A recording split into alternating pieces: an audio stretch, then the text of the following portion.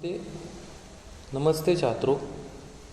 आज हम 12वीं के पाठ्यक्रम में दिया हुआ तीसरा जो पद्य पाठ है, सच हम नहीं सच तुम नहीं, इसके कवि है डॉक्टर जगदीश गुप्त।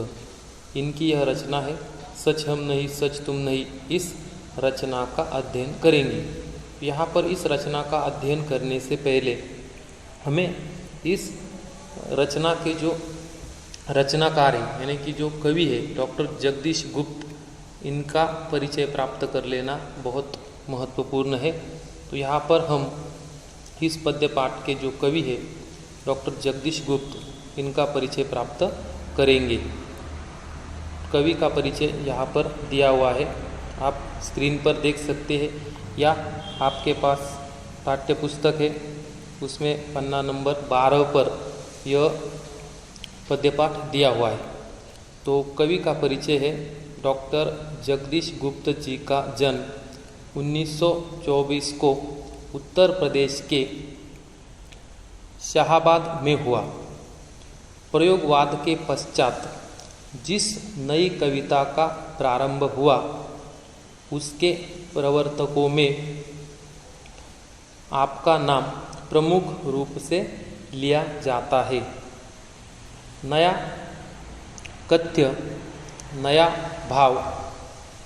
भाव पक्ष और नए कलेवर की कलात्मक अभिव्यक्ति उनके साहित्य की विशेषता रही है। यानी कि उनके साहित्य की जो विशेषता है वह यहाँ पर कवि परिचय में बताई गई है। अनेक धार्मिक एवं पौराणिक प्रसंगों और चरित्रों को नए संदर्भ देने का महत्वपूर्ण साहित्यिक कार्य उन्होंने किया है। नई कविता की परंपरा को आगे बढ़ाने के लिए उन्होंने इसी नाम की पत्रिका का प्रकाशन प्रारंभ किया। कवि का निधन 2001 में हुआ।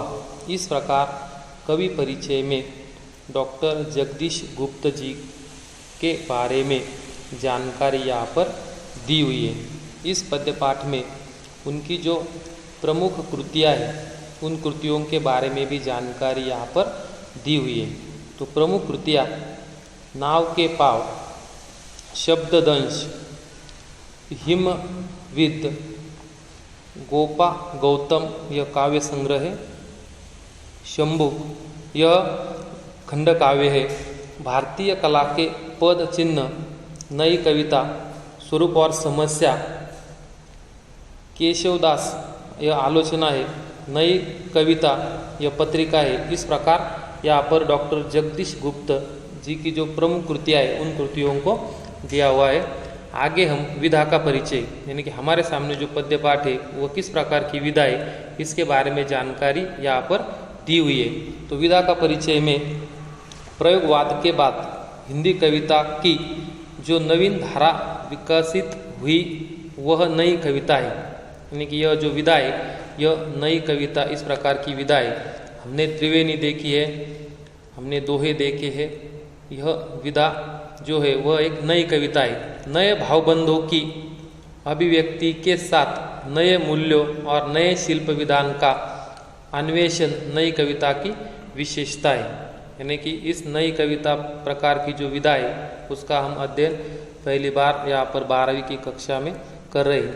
तो नई कविता का प्रारंभ डॉक्टर जगदीश गुप्त, रामस्वरूप चतुर्वेदी और विजय देव शाही के संपादन में प्रकाशित नई कविता पत्रिका से माना जाता है। यानी कि नई कविता का प्रारंभ जिन कवियों ने किया है उनमें डॉक्टर जगदीश गुप्त है, रामस्वरूप चतुर्वेदी है और जयदेव शाही के संपादन में प्रकाशित नई कविता यह जो पत्रिका है उससे इसका प्रकाशन नई कविता पत्रिका से माना जाता है। तो यहाँ पर जो नई कविता दी हुई है सच हम नहीं सच तुम नहीं, इस पाठ का परिचय यानी कि इस पद्य पाठ में क्या जानकारी दी है, किस प्रकार यहाँ पर हमें कवि मार्गदर्शन करते हैं। तो पाठ परिचय में यहाँ पर जो जानकारी दी है कि प्रस्तुत नई कविता में कवि संघर्ष को ही जीवन की सच्चाई मानते हैं, यानी कि जीवन में संघर्ष करना बहुत ज़रूरी है और संघर्ष को ही कवि ने जीवन की सच्चाई माना है। सच्चा मनुष्य वही है जो कठिनाइयों से घबराकर, मुसीबतों से डर कर न कभी झुके, यानी कि मनुष्य के जीवन में जो भी समस्याएं आती है उन समस्याओं का सामना करना चाहिए, समस्याओं से घबराना नहीं चाहिए, डरना नहीं चाहिए। यह सीख इस कविता के द्वारा कवि हमें देना चाहते हैं। तो यहाँ पर कठिनाइयों का सामना करने के लिए, हमारा हौसला बढ़ाने के लिए कवि इस कविता के द्वारा हमें प्रोत्साहित करते हैं। तो परिस्थितियों से हार न माने, यानी कि परिस्थिति चाहे जो भी हो, जैसे आज हम कोरोना जैसी वैश्विक महामारी का सामना कर रहे हैं, समय बहुत कठिन है, हमें बहुत सारी समस्याओं का सामना करना पड़ रहा है। तो परिस्थितियों से हार न माने, यानी कि हमें आगे बढ़ना है, जीवन में आई हुई बाधाओं को, समस्याओं को मिटाकर हमेशा आगे ही बढ़ते रहना है। यह कवि हमें बताते हैं, राह में चाहे फूल मिले या शूल, हमारे राह में फूल मिले यानी कि सुख के दिन हमें मिले, या शूल यानी कि कांटे, यानी कि दुख के दिनों का यदि हमें सामना भी करना क्यों न पड़े, फिर भी हमें आगे बढ़ना है। वह चलता रहे क्योंकि जिंदगी सहज चलने का नाम नहीं, बल्कि लीक से हटकर चलने का नाम है। यानी कि जो भी हमारे जीवन मार्ग में बाधा बनकर या हमें रोकने की कोशिश करता है, जो समस्या हमारे जीवन मार्ग में आती है, उस समस्या को मिटाकर, उसे जड़ से मिटाकर हमें आगे बढ़ना है, आगे चलना है, हमारे लक्ष्य तक पहुंचना है। तो हमें अपनी क्षमताएं स्वयं ही पहचाननी होगी, यानी कि हमारे भीतर जो क्षमता है उन क्षमताओं को हमें स्वयं पहचानना होगा। यदि हमारी क्षमताओं का पता हमें चल जाता है तो ही हम अपने जीवन में आगे बढ़ सकते हैं। राह से भटक कर भी मंजिल अवश्य मिलेगी। भीतर बाहर से एक सा रहना ही आदर्श है। हमें अपने दुखों को पहचानना होगा, अपने आंसू स्वयं पोंछने होंगे तथा स्वयं योद्धा बनना होगा।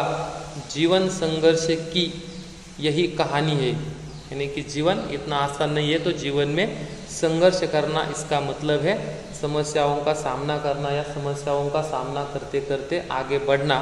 यह जीवन का नाम है। यह जीवन में जो कुछ संघर्ष हम जितना करेंगे उतनी सफलता हमें ज़्यादा मिलेगी।